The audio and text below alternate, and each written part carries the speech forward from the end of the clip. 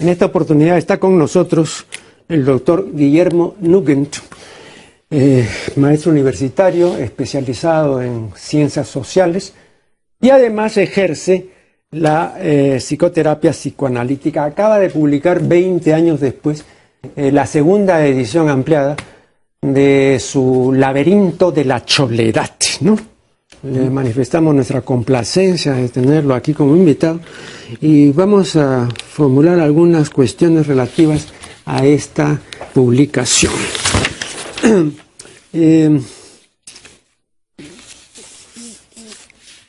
Dice Garcilaso en sus comentarios, ¿no?, que el término cholo, aunque esto no ha sido después confirmado por los especialistas, pero es una etimología de Garcilaso, ¿no? Dice que procede de las islas de Barlovento, ¿no? Bueno, vamos a suponer que es así. Y agrega que siempre se tomó en mala parte y que se designaba con este término al perro, dice, y no de los perros castizos, sino lo que él llama los perros muy gozones y bellacos, o sea, lo que llamaríamos un perro chusco, ¿no? Entonces ese era, digamos, el significado de cholo, ¿no? Hace siglos, ¿eh? Porque, bueno, este es un testimonio de hace siglos, ¿no? Y luego menciona el hecho de que los españoles lo usan por infamia y vituperio, ¿no? O sea, para vituperar e infamar, ¿no?, a quien ellos consideran de ínfima categoría, ¿no?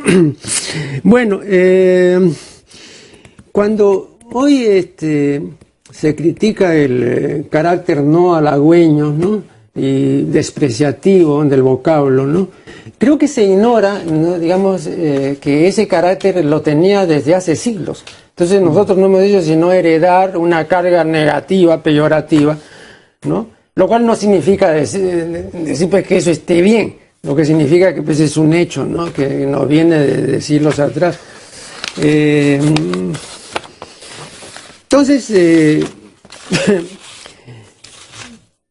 esto sumado a este otro hecho, que si uno hace una especie de repaso, ¿no?, como dicen los aviadores, un vuelo de reconocimiento, uno ve que el término o el asunto del cholo ha desenvuelto, ha desarrollado el interés y la curiosidad en forma muy espaciada, muy de vez en cuando, ¿no? Le voy a poner dos ejemplos. En 1929, Luis Alberto Sánchez, en la Revista Mundial, publica un artículo titulado La aparición del cholo. Y en resumidas cuentas dice que después de tantos años de estar hablando del problema indígena y después de haber leído todos los números del deber pro indígena, bueno, ya parece que eso pasó, dice, y ahora ha aparecido el cholo. Entonces hemos comenzado a hablar del cholo.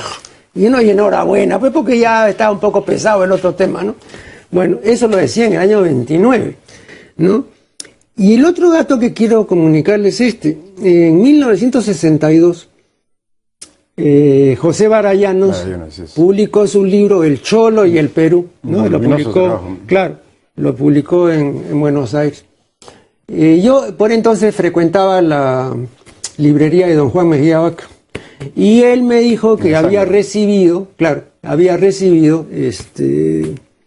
en consignación 5 ejemplares. Esto me lo contó años después. Siempre nos reuníamos ahí en ese café en la esquina de la calle de los huérfanos. Bueno, y me decía, vea usted, Negre, para vender esos 5 ejemplares del libro de Barallanos yo me demoré 3 años. Eso demuestra, me decía, que el tema del cholo no interesa, o interesa muy poco, pues, ¿no? Entonces yo francamente no sé, aquí nadie se ha ocupado de eso. Es una cosa pues, que no tenía, digamos, prensa, ¿no? Y eso le estoy hablando a mediados más o menos de la década de 1960, ¿no? Sí, pues, efectivamente. De modo que este interés ha sido un interés muy espaciado. ¿A qué cree usted que se ha debido? Una buena pregunta. Mi trabajo surge porque me llamaba la atención la frecuencia con la que nuestras relaciones cotidianas nos referimos a usamos la palabra cholo, chola, con un abanico de significados realmente amplio. Y en las ciencias sociales pues, casi no existía la mención. Había un par de excepciones, un trabajo de Quijano, de Barayanos que usted menciona. Fíjese, me acabo de enterar de lo de Sánchez, es una muy útil referencia. Pero en general, digamos, como que mi punto de vista es que cuando en el Perú hablamos de gente de carne y hueso, usamos cholo, chola, cholito, cholita. Y cuando hablamos abstractamente, ya desaparece el cholo, chola. Entonces, de alguna forma, yo lo que quería era tratar de entender la complejidad de nuestro mundo social de relacionarnos, haciendo mención al hecho de que, oigan, dense cuenta, hay cholos y cholas, ¿no? Ahora, usted dice en la página 36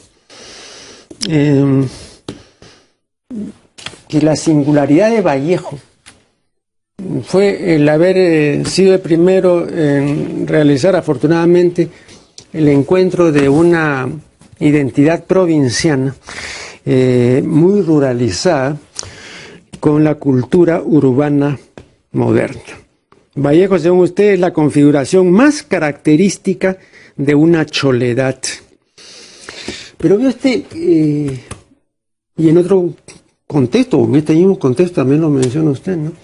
Pero hubo por entonces, y más o menos en la misma época, otros nombres de ilustres provincianos, a quien nadie, creo yo, ¿no? Y usted tampoco, ha considerado como representación o como encarnación de la choledad, ¿no? Le menciono a Valdelomar, 1888, Mariatti, Moquegua, 1894 me parece, 95, no recuerdo bien, y el poeta arequipeño Alberto Hidalgo del 97. Ellos también pudieron ser representantes de la choledad. Entonces, ¿por qué Vallejo sí y los otros no?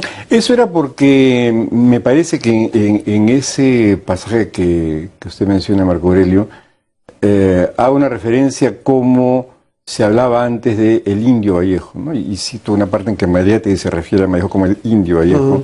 Y hoy en día, pues nadie se le ocurriría referirse a Vallejo como el indio Vallejo, en todo caso será el cholo Vallejo. Entonces lo que quería era ver un poco cómo había ese tránsito de caracterizar a un personaje como indio, que es algo que no lo habrían aplicado los contemporáneos ni a Valdelomar ni a Hidalgo, y cómo había habido esta mutación en la palabra, en la forma de adjetivar a Vallejo, ¿no? De calificarlo de indio primero, luego de cholo, ¿no? Y de hecho hoy en día probablemente la mayor parte de gente que acerca al Obrero Vallejo, pues dirá, sí, pues es el cholo Vallejo, ¿no? Aunque yo he notado, y he conversado de esto con más de un especialista de los importantes en Vallejo, que hay un rechazo a hablar del cholo Vallejo, porque de todas maneras son deudores, ¿no? de esta choledad menospreciativa. Entonces, habla del cholo Vallejo, ¿no? A ninguno de ellos yo le he oído decir el cholo Vallejo, ¿no? Bueno, tienen sus razones particulares. En la página 49, usted dice, la suciedad parece haber tenido entre nosotros un alto valor significativo. No es solo la curiosa costumbre más o menos extendida en el centro de Lima de tener las azoteas como gallineros urbanos y en general tradicional depósito de cachivaches. La dimensión más resaltante de la marginación social fue la suciedad. Usted sabe que don Héctor Velarde, ¿no? El distinguido arquitecto, es, tremendamente dejado de lado, no apreciado en los él decía que las azoteas de Lima eran en el inconsciente de la ciudad, ¿no? Sí. Bueno, y dice usted, pues la dimensión más resaltante de la marginación social fue la suciedad. Vea, yo tengo un ensayo titulado Cuestión de olfato y demuestro que la suciedad, tanto la material cuanto la no material, tiene un gran poder adictivo. Y eso hace tan difícil combatir la suciedad. ¿no? Porque claro, por los textos que he leído de sus libros, cuando usted se ocupa, y muy bien, de la suciedad, usted se ocupa de una corriente permanente de suciedad, ¿no? No es una cosa ocasional, ¿no? Porque creo todos los textos antiguos de Lima, antes del agua y el desagüe, ¿no? Nos pintan la ciudad pues que era pues un asco, ¿no? Imagine usted la Plaza Mayor y corrían ahí las inmundicias y todo. Pero hay una, ¿no? Permanente vocación por la suciedad. Pero repito, ¿no? Hay también un poder adictivo. Vea, le cuento. En el siglo XVI, en España, era tal el hedor de las calles por el amontonamiento de basura, que la gente distinguida iba por ellas oliendo una bota o borracha de ámbar. Y cuando las autoridades municipales procedieron a limpiar las calles, el pueblo protestó vivamente, porque el pueblo se orientaba por el distinto olor que salía de cada barrio y de cada calle. Entonces, por acá se va a tal parte, por acá está otra. No, pero si vas a nivelar todo, entonces no me voy a orientar, pues, ¿no? Y estuvieron en contra de que se limpiaran, ¿no? Entonces, habían terminado acostumbrándose a la basura. Vamos a hacer acá el primer corte y ya regresaremos.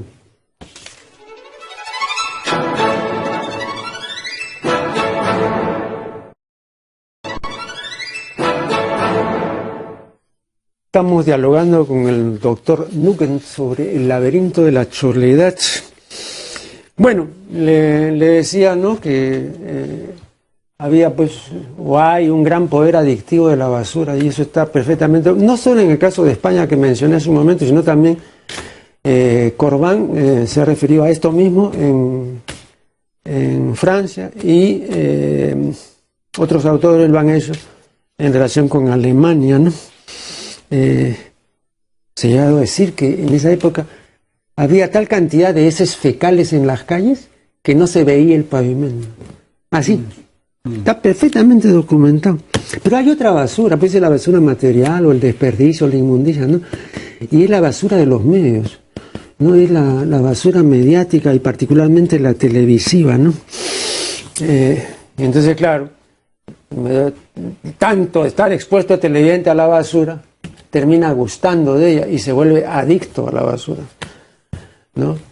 Y lo peor, y eso también yo lo he dicho, es que muchísimos terminan con una grave alteración del sentido del olfato, que se llama la cacosmia, en virtud de la cual uno comienza a percibir como agradables y fragantes los olores más nauseabundos. Entonces lo que, claro, estando bien uno, le parece nauseabundo, al cacósmico le parece bien oliente, ¿no? O sea, es una inversión completamente de las percepciones, ¿no? En este caso, una cuestión sensorial, ¿no? Vea, Unamuno decía que el hombre es el animal guardamuertos, y es cierto. Pero igualmente se podría decir que el hombre es el animal basuralicio por excelencia, ¿no? A él es el animal que le encanta la basura, ¿no? Tiene una vocación por la basura, ¿no? ¿Usted cree que esto es antiguo, moderno, que esto es subsanable o que ya no hay remedio? Bueno, porque acá, perdón, usted dice en la página 52, la percepción de la suciedad se convierte en la condición de reconocimiento de la identidad. Así es, así es. Claro. Así es. Porque hay personas que son vistas como más puras o más impuras o más limpias o más sucias. Alberti Algo decía que, por ejemplo, a un boliviano es fácil reconocerlo, aún estando con los ojos vendados, pues el olor. Porque los bolivianos, decía algo, huelen de una manera muy característica. Pero también lo mismo se ha dicho del indio, ¿no? Del indio de nuestras sierras también se ha dicho por el olor. Bueno, pero cada ciudad, en cada país hay un olor característico. Claro, sí. Sí, pero esto se decía, digamos, de una manera completamente peyorativa, sí. Sí, peyorativa, ¿no? Sí. En la página 55 usted dice, el Estado no se ha caracterizado por su carácter rector, sino por su capacidad para relegar las demandas. Esto ha generado una especial distinción limpio-sucio, que se ha traducido en una capacidad para reconocer como normal el descuido y el maltrato corporal como experiencia cotidiana. Así es. Es una especie de deber ser negativo. Ahora, al cabo de 20 años de haber escrito esto, ¿usted diría que esto se mantiene igual o que ha empeorado o tal vez ha mejorado? No sé. Yo creo que respecto del cuidado corporal hay algunas mejoras. A mí me parece que las galerías de Gamarra han hecho una revolución cultural silenciosa en el país en términos de difundir una lógica de la moda para vestirse. Pero hay otras áreas donde desgraciadamente me parece que esta apreciación que hago se mantiene vigente. Por ejemplo, la calidad del transporte público. Es decir, no es solamente que los vehículos vayan llenos en horas punta, eso ocurre en cualquier lugar del mundo, sino cómo son los asientos, cómo es el estado de los micros. Es de una precariedad, pero una precariedad que casi parece estudiada, es decir, hecha adrede para el maltrato corporal. Y sí me parece que en la vida cotidiana hay mucho maltrato corporal. Ha habido algunos cambios, por ejemplo, de cuando yo escribí esto a la fecha, se han recuperado varios parques en Lima, ¿no? Antes eran terrales, en fin, ahora por lo menos están un poco más verdecitos. Pero en general no es el país, excepto quizás en algunas áreas de la Amazonía, pero no hay un cuidado armonioso corporal. Es decir, nos cuesta trabajo llevarnos bien con el cuerpo. No hay una armonía, vamos a decirlo en esos términos, ¿no? Pero usted también no cree que, por ejemplo, con la difusión de la corriente del higienismo, y de esto hablaba el otro día con Margarita Segarra, que es feminista y autora de varios textos sobre la mujer en el Perú, ¿no? Mencionábamos el caso de María Jesús Alvarado. Sí, tiene un discurso, digamos, de higienista. Sí, claro que sí. ¿no? Y claro que era sí. muy característico de la época, ¿no? Y había también mucha influencia nórdica. El siglo del niño nos vino de Suecia, ¿no? Entonces se comenzó a valorar el niño. Porque antes el niño era un adulto pequeño. Así es, sí, así es. Y después se comenzó a encumbrar a la juventud, cosa que nunca se había hecho. Entonces también esto está sujeto, digamos, no a ciclos normales en la evolución biológica, sino también a pautas culturales, ¿no? A modas o a corrientes, ¿no? Entonces igual acá, yo le mencionaba de paso, en el intermedio, ¿no? Que Federico Montt, uno de los periodistas más ilustres que ha tenido este país, hablando de la mujer limeña, decía que la mujer limeña nunca se caracteriza ni se caracterizará por ser limpia, en el mismo sentido en que son limpias las mujeres nórdicas, decía. Entonces la mujer limeña, para que lo sea de veras, tiene que ser algo sucia, ¿no? Entonces hay ahí, digamos, un olor de atractivo a través de la sociedad, que eso lo supieron perfectamente hacer los especialistas en perfumes de Francia, y esto recuerdo que lo refería el doctor Marañón, cuando mandaron al mercado un perfume que era olor axilar, de sudor, y tuvo gran acogida, porque dice que excitaba. Bueno, y acá precisamente, pues no solamente hay que depilarse, no las mujeres, sino pues echarse 20.000 desodorantes para no oler, ¿no?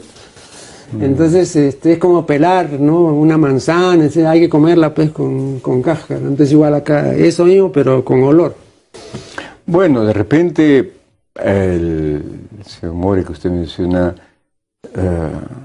está en esa expresión haciendo alusión a sus preferencias íntimas, pero lo cierto es que la limpieza corporal... No, pero perdón, doctor, vea, creo que no es así, porque él mismo, por ejemplo, tiene un artículo muy bueno sobre la bondad y el jolgorio de ir a pasar un domingo en la tarde en el cementerio.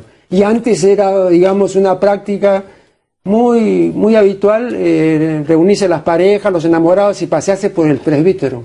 cosa que ahora no sería imaginable o fácilmente imaginable. De modo que de repente eran tendencias de época. No creo que haya sido porque se le ocurrió al señor Moore o por su vida personal, ¿no? Bueno, las costumbres cambian, eso es real. Y en el caso del higienismo, sí me parece que la higiene corporal era una forma de tomar responsabilidad o hacerse cargo de el propio cuerpo individual, la propia corporalidad, ¿no? Que es algo que para hombres y mujeres, pero especialmente para mujeres, era pues algo muy, muy importante, ¿no? El que pudieran sentir que su cuerpo dependía de los cuidados que ellas se dieran, ¿no? Usted en la página 64 dice que el cholo es el migrante que aprende a acriollarse, ¿no? Usted dice que llegaban a la capital, ¿no? Y lo hacían en condición de indígenas urbanos en tránsito, así es. ¿no? A plebe criolla. Así es. Y eso era lo que tenía que ocurrir para que todo siguiera el orden y armonía de la fantasía colonial. Así es. Y usted agrega, incluso décadas más tarde, todavía se insistía en definir al cholo como el migrante que aprende a criollarse, pero no era explicación suficiente. Efectivamente no lo era. Y el término llegó a significar, y creo que todavía tiene esa acepción, sufriente y quejoso. Vea, el poeta Cisneros, hablando un día de Vallejo, dijo que era un cholo llorón, cosa por la cual lo criticaron mucho los vallejistas. Y a esto se agrega el hecho del éxito que tuvo Luis Abanto Morales. Así es. Cuando interpretó Cholo soy y no me compadezcas, ¿no? Bueno, entonces vemos que el vocablo cholo pues es polisémico, ¿no? Tiene pues una semántica muy rica, pero esta acepción de cholo llorón no ha desaparecido. Lo que quiero dar a entender con la expresión que usted ha mencionado, Marco Aurelio, es cómo, y estoy convencido de esto, la mayor transformación cultural que ha tenido Lima en el último medio siglo fueron las migraciones. Así es. Y que se han replicado en otras ciudades del Perú. Esas migraciones crearon un producto cultural absolutamente no previsto, nuevo, que son pues las ciudades peruanas de ahora, que no es ni plebe criolla ni es mundo indígena ruralizado, sino esta choleada justamente, ¿no? Es un universo cultural, emocional, social, del que todos participamos y que es una hechura realmente reciente. Como le digo, es de 1940, 50, quizás en adelante, y que le hago al Perú, no solamente al Lima, sino al Perú, una configuración muy particular. Por ejemplo, yo me atrevería a decir, aunque desgraciadamente el censo no incluye esa pregunta, no hay lugar del Perú en la actualidad donde no haya alguien que no tenga un pariente en Lima. Un pariente o un prío, digamos, ahijado, madrina, padrino, qué sé yo. Es un país muy, muy interconectado, de lo cual no siempre somos conscientes. Y eso ha hecho que las propias identidades, la manera de identificarnos colectivamente e individualmente, sean muy fluidas. Quizás por eso en el Perú, a diferencia de países vecinos como Bolivia y Ecuador, tan parecidos en la continuidad andina, sin embargo, ahí aparecen divisiones muy claras entre cambas y collas o entre costeños y serranos, porque son países que no han tenido el dinamismo de la migración interna del Perú y que realmente es una transformación, yo diría, radical, la más importante del siglo XX peruano, ¿no? Haremos ahora la segunda interrupción y ya regresaremos.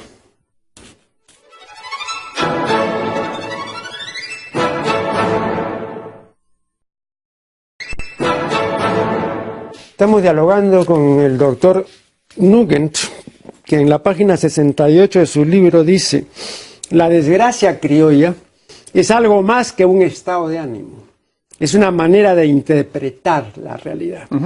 Una especie de sensación algo que se presenta como aparentemente difuso, pero que goza de plena vigencia social. Así es.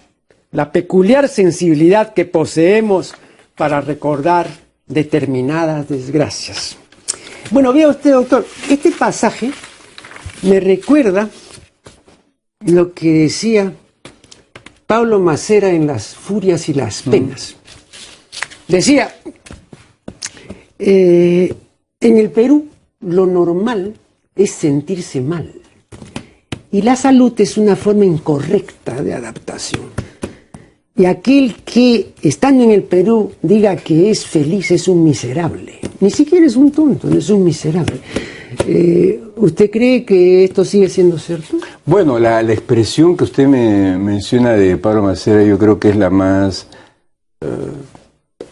cruda traducción de ese espíritu de la desgracia criolla.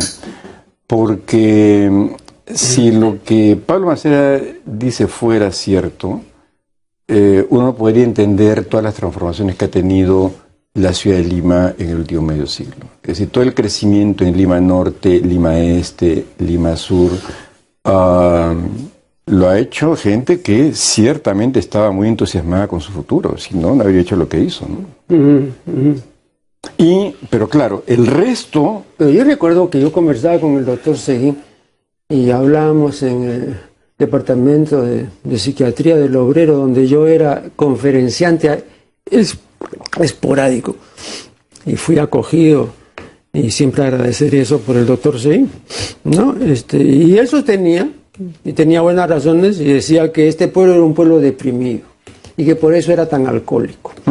Y ahora acabo de ver la noticia de que el 13% de alcohólicos tienen menos de 18 años de edad aquí, ¿no? ¿Y por qué se alcoholizan tan pronto? ¿No? Si fuera este crecimiento y todo esto, cosa que no se puede negar por el lado material, ¿no? Sí, pero en el otro lado, aquel que ahora, antes no se hablaba de gente menuda que podría estar tomando ocasionalmente tragos, pero no estar alcoholizada. ¿Usted cree que eso tiene un buen pronóstico? Yo creo que no. No.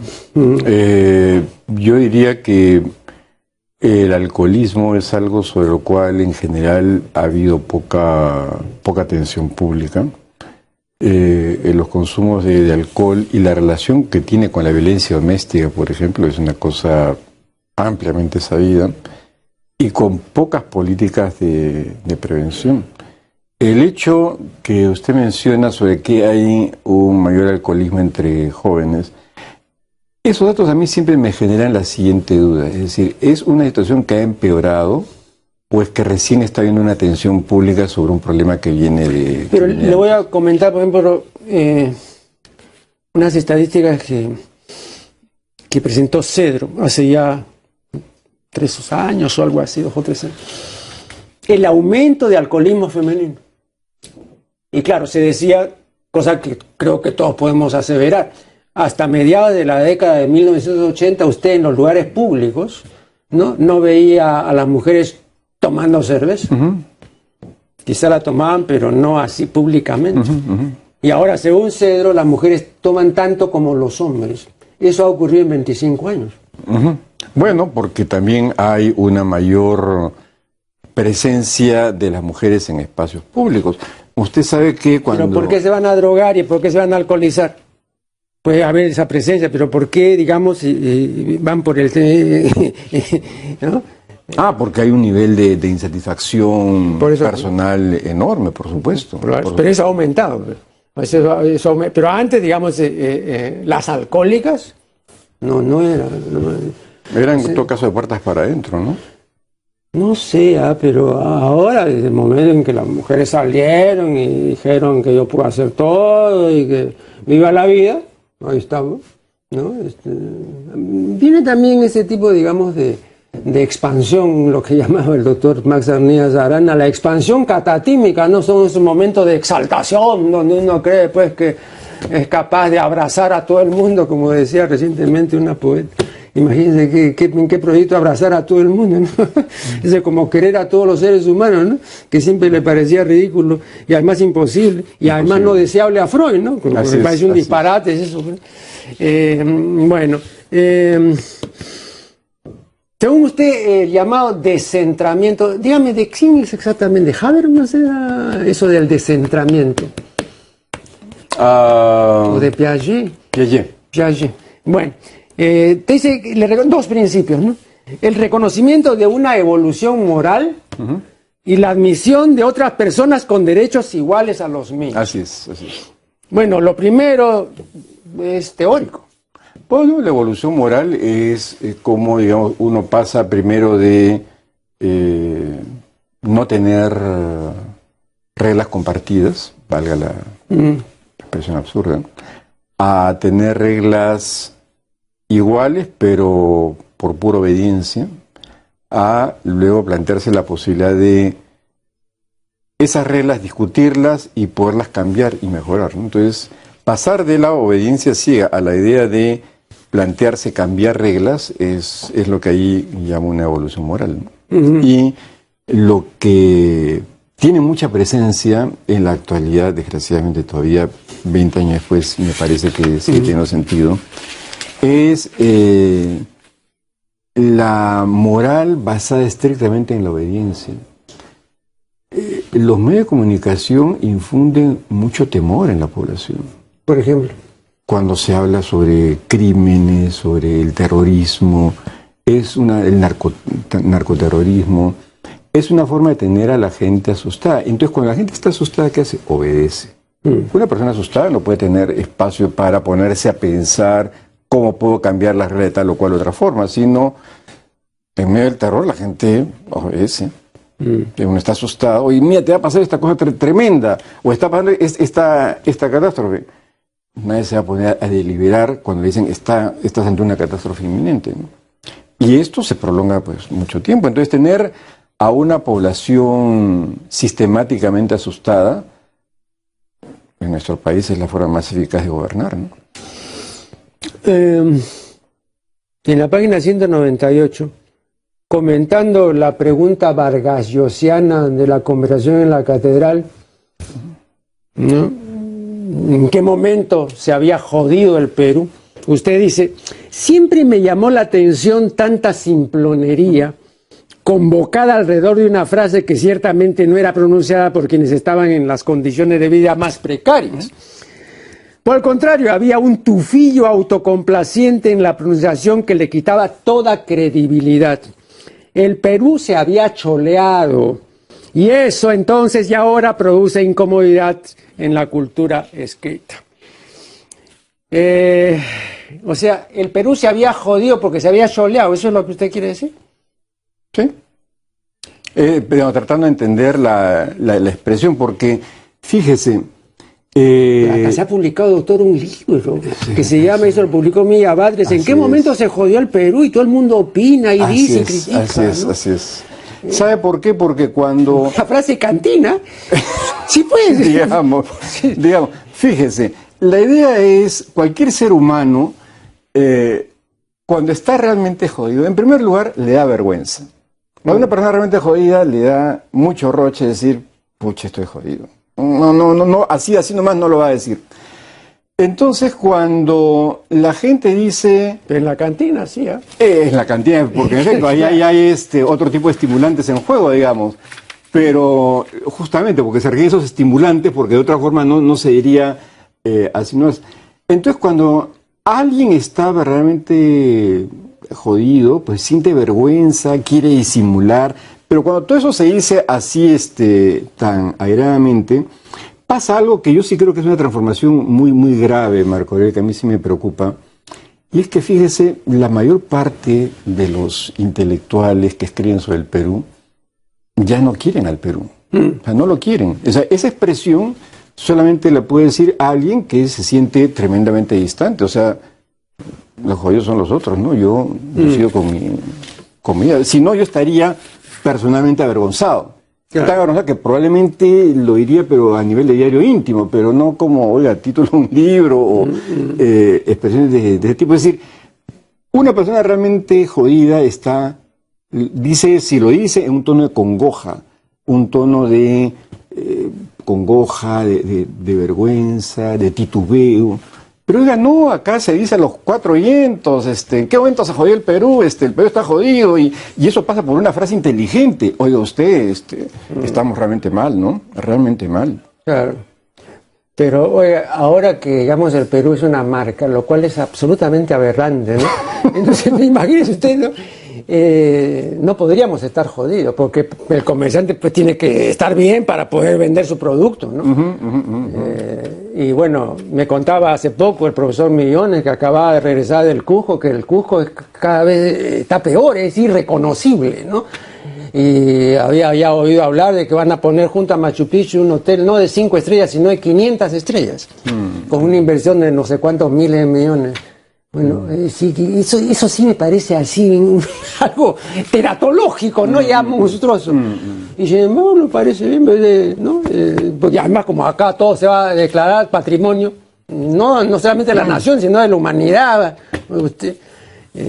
Hasta el Gironquilca, pues, ¿por qué no lo incluimos también, ¿no? Entonces me parece que hay una especie de abaratamiento de cosas bien peligrosas, ¿no? Abaratamiento más del lenguaje, ¿no? Porque fíjese, es como pasar en muy poco tiempo de qué jodidos estamos a somos la 8ª maravilla del mundo. Algo así. Pero eso, lo que quiere decir es tránsito violento. Ya. Tránsito violento. Y esos tránsitos violentos generalmente llaman a sospecha, pues, no son tan reales, ¿no? O sea, las transformaciones radicales toman su tiempo en la vida personal y en la vida de las colectividades. Entonces, eso de pasar de conversión de la catedral a la marca Perú, así tan... Sí. Ahí hay algo como para ponerse a pensar un poquito, ¿no? Mucho. Vamos a hacer acá una última interrupción y ya volveremos.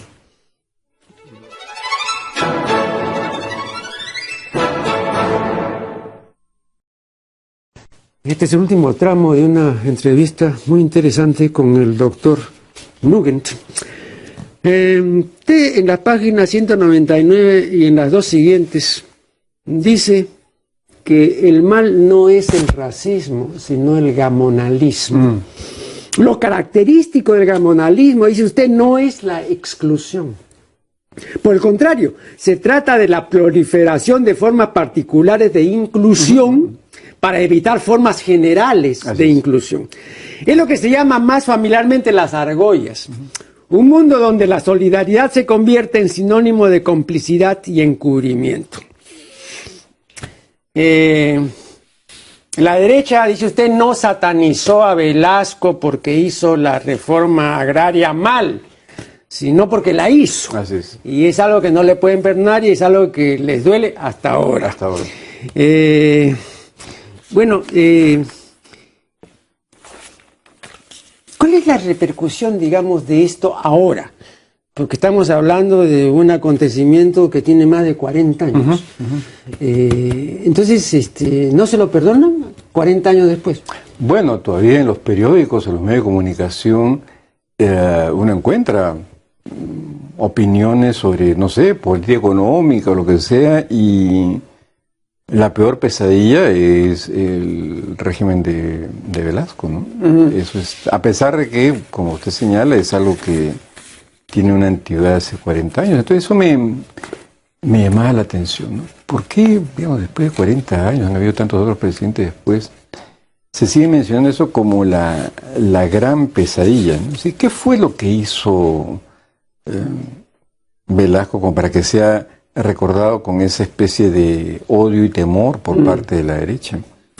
Y la verdad, cuando uno ve los logros en términos digamos, numéricos, la reforma de Velasco fueron en el campo de la industria relativamente tímidas, pero sí tocó algo que fue crucial, que fue esta cultura de la hacienda, la idea de yo soy el que mando y los demás me obedecen, ¿no? Es decir, la cultura de la servidumbre en cierta forma.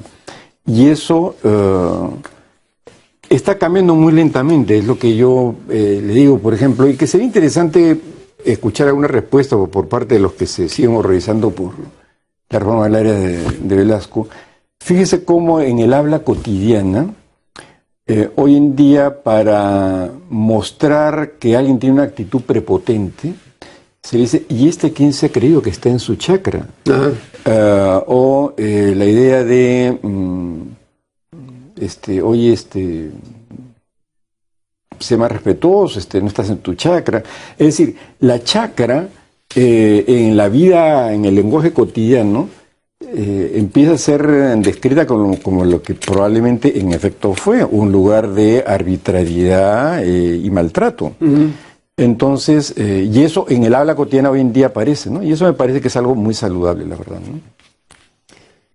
Y usted, haciendo una prospección, habida cuenta del advenimiento de la llamada posmodernidad y de la presencia ya indubitable de la sociedad informática, que no es la sociedad ágrafa ni la sociedad de la lectura, sino la sociedad de la visión fundamental y de la interconexión básica, ¿no es cierto? Entonces, por eso queda relegado todo aquello que sea concentración, estudio, dedicación, y entonces estamos sujetos a 1001 estímulos. No es que eso esté bien o esté mal, si es que eso ya no puede ser, por ahora al menos, de otra manera, ¿no? Entonces, yo lo que veo, y se lo decía justamente al psicoanalista Scrivens, ¿no? Le decía, ahora, el paciente, por ejemplo, tiene menos mundo interior que un paciente de hace 20 años. Entonces era más fácil vérselas con la problemática de ese paciente de otro tiempo y no con este paciente que está proyectado hacia la exterioridad y que le resulta muy difícil ensimismarse por carencia de contenido interior o por un contenido o por una dentrura precaria, ¿no? Ahora eso es así, o sea, nos guste o no nos guste, es así y no va a ser de otra manera. Y él me decía que efectivamente ahora era más problemático tratar, porque ahora había menos posibilidades de que el paciente, ¿no? Tenga esta introspección y este ensimismamiento. ¿Usted cree que es así? Yo diría que hay cambios, en efecto. La idea de el sujeto, usted menciona el caso del paciente en el espacio de consultorio, como que alguien antes era alguien donde, digamos, en el tratamiento psicoanalítico podía meterse en el interior y que ahora ya no, porque estaría volcado hacia afuera. Yo le diría que eso yo lo vería en partes así, en el sentido en que está volcado hacia afuera, pero además en el propio psicoanálisis, hoy en día ya no, en efecto, a diferencia de hace 30 años, ya no es el énfasis tanto en qué pasa dentro de la mente del paciente, sino cómo es la relación que se establece entre el paciente y el terapeuta o el analista, y que eso es lo importante y eso es lo que hay que analizar. Y sí me parece que eso es una consecuencia de la transformación en los medios de comunicación. Es decir, no es tanto que ahora hay un yo vacío, aunque hay sensaciones muy fuertes de vacío, pero de lo que se trata es de entender qué pasa en la relación. Por eso se habla de psicoanálisis, terapias psicoanalíticas relacionales. Y yo lo que creo es que vivimos en un mundo donde sí, la capacidad de relacionarnos ha aumentado y claro, también ha disminuido o se hace más difícil la parte de un cultivo más deliberado de la individualidad. Pero entonces no solamente ha aumentado esa capacidad relacional y numéricamente hablando también hay un incremento, sino que ha aumentado también la indigencia. No me refiero a la indigencia de bienes materiales de sustento, sino me refiero a la indigencia, digamos, por falta de contenido, por falta de cultura, por carencia espiritual, etcétera, ¿no? A ese tipo de indigencia. Sí. Si me permite la interrupción, Marco Aurelio, yo pensaría, no es exactamente que la gente no lea tanto como antes, porque generalmente las réplicas son estos libros de Harry Potter y que son pues centenares de páginas. Yo donde sí vería el problema, ¿sabe?, es en vivir aceleradamente. hay ciertas cosas que solamente maduran lentamente y que no se pueden apresurar, desgraciadamente. Ciertas transformaciones personales, la experiencia de crecimiento personal, la experiencia de qué hacer con la propia vocación, es una maduración lenta. Y el problema es que el mundo cotidiano está en la lógica de querer las cosas para ayer. Claro. Entonces, hay un desencuentro muy terrible entre exigencias que dicen, ya, esto lo quiero ya, ahorita o para ayer, y procesos de transformación emocional, intelectual, que toman su tiempo. Escribir un buen poema no se escribe en un minuto, ni en una hora. Generalmente en una hora se podrá, digamos, cosechar lo que ha sido producto de una elaboración que ha tomado semanas, meses, probablemente años. Y el doctor Washington Delgado me decía, por ejemplo, que aun cuando uno siga todos los cursos que haya de lectura veloz, hay cosas que no se pueden leer con velocidad, por ejemplo la poesía. Así es, así es. ¿No? Entonces, igual, no hay todo un proceso, una lentificación lectural que no se aviene con la época de velocidad y de atropello que es esta, ¿no? Así es. Entonces, se lo digo a usted en el sentido en que yo no vería tanto la oposición entre, por ejemplo, imagen y escritura, sino entre un ritmo eléctrico muy acelerado y un proceso de maduración, de crecimiento que no puede ser eléctrico, pues, sino que toma su tiempo. Pero doctor, vea, desde hace ya un buen tiempo hay varias características y varios estudios que revelan que ahora los estudiantes de colegio y universidad no entienden lo que leen o no entienden lo que oyen. Pero estas dos cosas, para no hablar de otras dos, pero estas dos cosas son lesiones cerebrales. Entonces, yo he sostenido y sostengo que la sociedad informática, sin que haya una lesión orgánica cerebral propiamente dicha, está induciendo este tipo de disfunciones por lo que significa estar en una sociedad como esta, ¿no? O sea, ahora usted de repente comprueba de que ahora los alumnos ya no entienden lo que leen, que ya no entienden lo que dijo el profesor, pero hace 30 años sí entendían y sí leían y entendían. ¿Qué cosa ha ocurrido? No es el sistema, no, es que la persona ya no puede, no tiene esa capacidad, está dañada. Fíjese, a ver, permítame que le cuente un episodio personal, Marco Aurelio. Cuando yo estaba en estudios generales, años 70, o sea, hace ya una respetable cantidad de tiempo, yo tuve un profesor de Historia Universal, Honorio Ferrero. Ah, sí, por supuesto lo conocí. Y que fue uno de los profesores que probablemente sus clases más impacto intelectual tuvieron en mí. Y era un autor que, digamos, explicaba el Renacimiento italiano. Hay una clase sobre el Renacimiento italiano. Burckhardt, recuerdo. Así es, Burckhardt. Sí. Pero él podía terminar hablando sobre, no sé, pues, el muro de Berlín, digamos. Y de ahí saltar a, no sé, cómo era la pintura de Picasso a comienzos del siglo XX, o luego pasar a, no sé, pues de repente la Divina Comedia en el siglo XIII. Y yo la verdad estaba fascinado porque él no era lineal en su experiencia, sino hacía conexiones. Sin embargo, la mayor parte de mis amigos lo detestaban. Lo llamaban Tarzán porque se iba por las ramas. Pero ¿sabe por qué lo detestaban? Porque no se podía tomar apuntes, pues. Claro. Porque, digamos, si uno quería tomar apuntes, no, pues cambiaba Así es. de tema.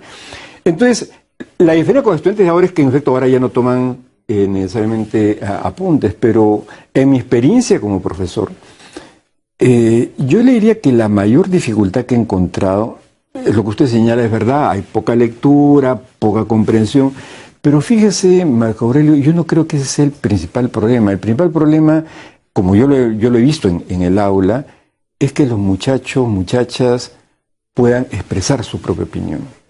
Porque asumen que una propia opinión es algo ilícito, ilegítimo, que el profesora se va a enojar. Entonces, hacer que se puedan escuchar a sí mismos y tener una elemental confianza intelectual, yo diría que es clave. Porque ¿por qué los muchachos no leen o no prestan atención?